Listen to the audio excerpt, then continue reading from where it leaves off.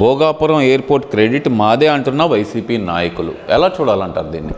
ఒక భోగాపురమేనా లేకపోతే ఇక పోలవరం ఒకటి దాదాపుగా రాజధాని కోసం 33,000 ఎకరాలు ఇచ్చిన దాని గురించి కానీ, ఇప్పుడు వైజాగ్లో వస్తున్న పెట్టుబడుల గురించి కానీ, ఇప్పుడు ఇవన్నీ కూడా చెప్పాలా? అసలు నీకు ఏం మాట్లాడుతున్నావో ఏంటో తెలియకుండా రీసెంట్గా అంటే అసెంబ్లీకి రాకుండా జీతాలు కూడా తీసుకుంటున్నారంట. జీతాలు వచ్చి దొంగతనంగా రిజిస్టర్లో సంతకాలు పెడుతున్నారంట. అసలు ఏంది ఆటలేంది, ఏం అర్థం కావట్లేదు. కనీసం అసెంబ్లీకి వచ్చి మాట్లాడే అవకాశం కూడా మీకు ప్రజలు ఇవ్వని తర్వాత కూడా ఇంకా నోటికి వచ్చినట్టు మాట్లాడుతుంటే ఏం చెప్పాలి నాకైతే అర్థం కావట్లేదు. కానీ వాళ్ళు ఏం చేస్తున్నారంటే వాళ్ళేం లేదు, టీడీపీకి హెల్ప్ చేస్తున్నారు. 2029లో కూడా కూటమి అధికారంలోకి వచ్చే విధంగా వాళ్ళైతే హెల్ప్ చేస్తున్నారు. ఏ విధంగా హెల్ప్ చేస్తున్నారు అనుకోవాలంటారు? ఏ విధంగా అంటే నేను ఎక్కడ ఉంటే అక్కడే రాజధాని అని చెప్పి మాట్లాడడం కానీ, కంపెనీలు వెళ్ళిపోతున్నాయని చెప్పడం కానీ, ఆ కంపెనీలు దాదాపుగా 6-7 ఉన్నాయి. అందులో మై హోమ్ అని ఒకటి కనిపించింది నాకు. ఈ మై హోమ్ అంటే ఎవరంటే కేసీఆర్కి జగన్మోహన్ రెడ్డికి బినామీ అయిన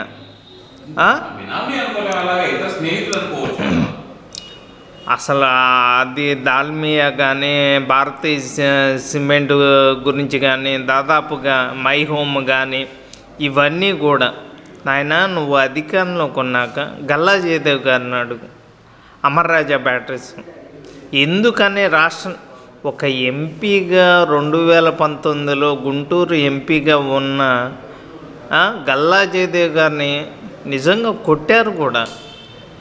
మరి ఇదంతా జరిగిన తర్వాత గల్లా జయదేవ్ గారు ఇంకా నాకు ఎందుకు ఈ పాలిటిక్స్ ఎందుకు అని చెప్పి ఆయన బిజినెస్లో ఆయన బిజీగా ఉన్నారు అని చెప్పి నేనైతే చెప్పగలను. ఎన్ని చెప్పినా కూడా ఏం లేదు. ఇంకా రేపు టీడీపీ కూడా పెద్దగా కష్టపడాల్సిన అవసరం లేకుండా అంటే డెవలప్మెంట్ ఒకవైపు చేసుకుంటూ వెళ్ళిపోతున్నారు. కానీ ఇంకా 2019 ఎలక్షన్స్కి రేపు మాట్లాడాల్సిన అవసరం లేకుండా కూటమిని అధికారంలోకి పెట్టే విధంగా జగన్మోహన్ రెడ్డి అయితే బాగా కృషి చేస్తున్నాడు అని చెప్పి నాకే కాదు అందరికీ అర్థమైంది అని చెప్పి నేనైతే ఖచ్చితంగా చెప్పగలను. ఈ మాట అంటానికి గల కారణం ఏంటి? జగన్మోహన్ రెడ్డి కష్టపడుతున్నాడు కూటమిని మళ్ళీ అధికారంలోకి తేటానికి అని చెప్పి ఈ మాట అంటంలో ఉన్న అర్థం ఏముంది అనుకోవచ్చు అంటారు? అర్థం ఏముంది, అతనికి మొత్తం అర్థమైపోయింది. 151 సీట్లు వచ్చిన జగన్మోహన్ రెడ్డికి 11 సీట్లు వచ్చిన తర్వాత మళ్ళీ అధికారంలోకి రాము. ఏమో రేపు కూటమిలో ఆయన కూడా ఏమన్నా ఎమ్మెల్యే కండవ వేసే అవకాశం ఉంది అనేది నాకే కాదు అందరికీ అనిపిస్తున్నమాట వాస్తవం. అంటే ఇక్కడ ప్రధానంగా చూసుకుంటే కనుక నేను జగన్మోహన్ రెడ్డి గారు మాట్లాడుతూ రాజధాని అమరావతి గురించి ముఖ్యమంత్రి అనే వ్యక్తి అక్కడ కూర్చుంటే అదే రాజధాని అవుతుంది కదా అంటూ ఆయన చేసిన వ్యాఖ్యల్ని అసలు ఎలా చూడాలంట? అంటే మళ్ళీ రిపీట్ చేస్తున్నాడు సేమ్ ఇయే మాటలు 2019 జగన్మోహన్ రెడ్డి అధికారంలో ఉన్నప్పుడు నేను ఎక్కడ కూర్చుంటే అక్కడ రాజధాని 3 రాజధానులు కడతాను, అమరావతి, కర్నూలు, వైజాగ్ అని చెప్పాడు. అలాగే ఇప్పుడు మాట్లాడుతున్నాడు. ఇలాంటి మాటలు మాట్లాడడం వల్ల నీకు 2019లో నువ్వు 151 సీట్లు వచ్చిన తర్వాత 24లో ఎటువంటి రిజల్ట్స్ అసలు 11 సీట్లు వచ్చిన తర్వాత కూడా ఇలాంటి మాటలు మాట్లాడుతున్నాడు అంటే ఇంక మీరే అర్థం చేసుకోండి. అంటే ఎక్కడ కూర్చుంటే అక్కడే రాజధాని అంటే కనుక ప్రస్తుతం ఆయన ఎక్కడైతే ఉన్నా అంటే పులివెందులు వెళ్తే పులివెందులు రాజధాని అయిపోతుంది అనుకోవచ్చు అంటారా? మరి ఏండి ప్రజలేం పిచ్చోళ్ళు కాదు కదా, చిన్నపిల్లల్ని అడిగినా కూడా చెప్తారు. వైఎస్ఆర్ కాంగ్రెస్ పార్టీ అంటే బూతుల పార్టీ, డెవలప్మెంట్ ఏమీ లేదు.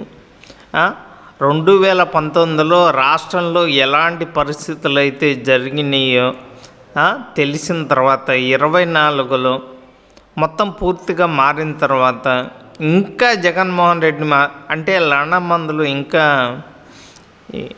నాకైతే సేమ్ అదే మందులు ఇంకా వాడుతున్నాడు అని చెప్పి నాకైతే అర్థమైంది. అంటే ఇక్కడ ఎందువల్ల అంటారు జగన్మోహన్ రెడ్డి గారు పదే పదే అమరావతిని టార్గెట్ చేయటం, అమరావతికి అంత ల్యాండ్ అవసరమా, గుంటూరు విజయవాడ మధ్య ఎక్కడైనా పెట్టుకోవచ్చు కదా, గుంటూరుకి విజయవాడకి 40 కిలోమీటర్ల దూరంలో పెట్టారు ఎందుకు అంటూ ఆయన చేసిన వ్యాఖ్యలను అసలు ఎలా చూడాలంటారు? తాడేపల్లిలో నీ కొంపకి ఇనుప కంచె అంత అవసరమా?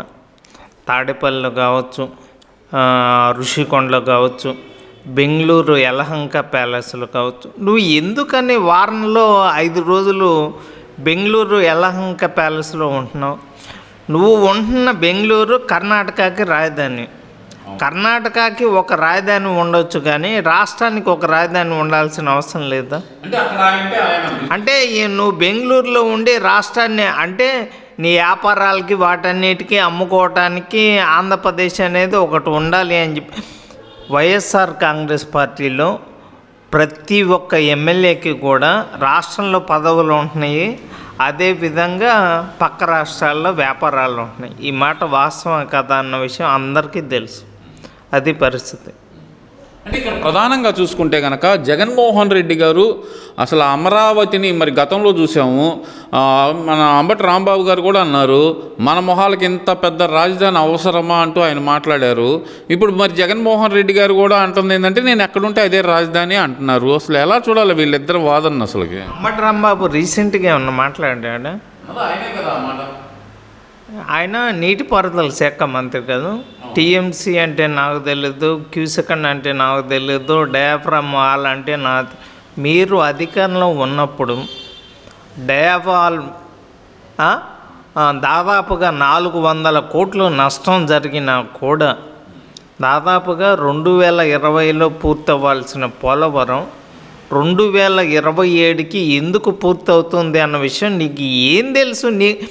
నేను ఒక లస్కర్గా చేశాను ఇరిగేషన్ డిపార్ట్మెంట్లో, నువ్వు ఒక లస్కర్గా పనిరావు, ఒక జేఈగా, ఒక డిఈగా, ఒక ఈగా, ఒక ఎస్సీగా, అసలు నీకు ఏమీ తెలియకుండా నీకు ఎవడ్రా నీకు నీటిపారుదల శాఖ మంత్రి ఇచ్చింది? నువ్వు మళ్ళీ ఏం మాట్లాడుతున్నావు?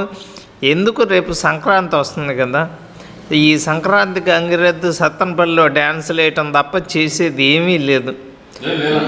ఏం లేదు. నువ్వు గెలిచావైంది సత్తనపల్లిలో. నిజంగా సత్తనపల్లిలో డెవలప్మెంట్ చేసినట్టయితే ఎందుకని కన్నా లక్ష్మీనారాయణ గారు వస్తారు చెప్పండి? సరే, ఇదంతా ఒక ఎత్తు అనుకుందాం కాసేపు. మరి నిన్న పేరు నాని గారు మాట్లాడుతూ ఆయన చేసిన వ్యాఖ్యలు, ఫార్చ్యూన్ 500 కంపెనీలకి భూములు ఇవ్వటం, ఇంకా ఇంకో పదం కూడా వాడారు, మనం వాడలేకపోతున్నాం ఆ పదాన్ని. ఆయన అంటుంది ఏంటంటే కనుక మీరేం పీకుతారో చూస్తారు, మేమేం పీకుతారో చూస్తారు అంటూ మాట్లాడిన మాటలు ఏంటంటే లోకేష్ గారికి మతం ఎక్కి అని చెప్పి మాట్లాడుతున్నారు. మరి దానికి మాకైతే కోపాలు వస్తే ఏమన్నా మాట్లాడితేనేమో మా మీద అయితే కేసులు అయితే నమోదవుతున్నాయి. అంటే ఇది లోకేష్ గారు అన్నారు, మీరేంటి ల్యాండు 90 పైసలకి ఇస్తున్నారంటే ఇస్తాము.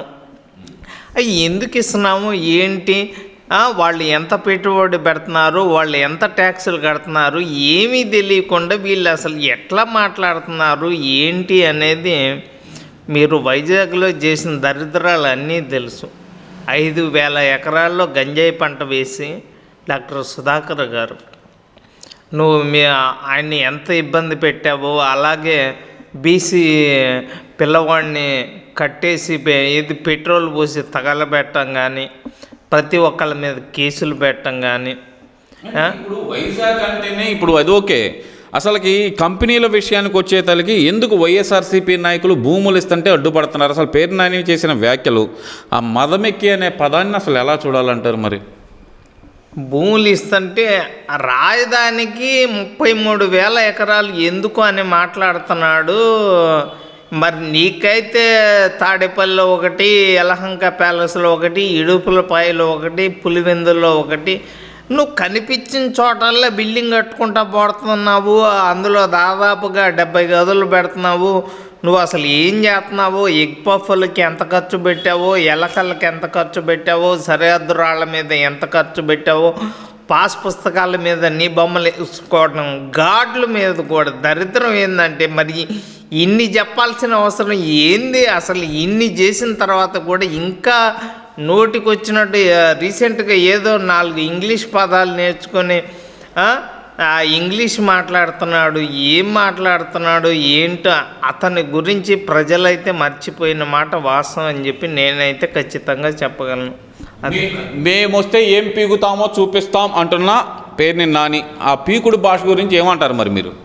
ఏమొద్దు, ప్రజలు ఆల్రెడీ 11 ఇచ్చారు, ఇంకా ఆ 11 కూడా 0 చేయడానికి సిద్ధంగా. ప్రజలు ఇంకా మాట్లాడాల్సిన అవసరం లేదు.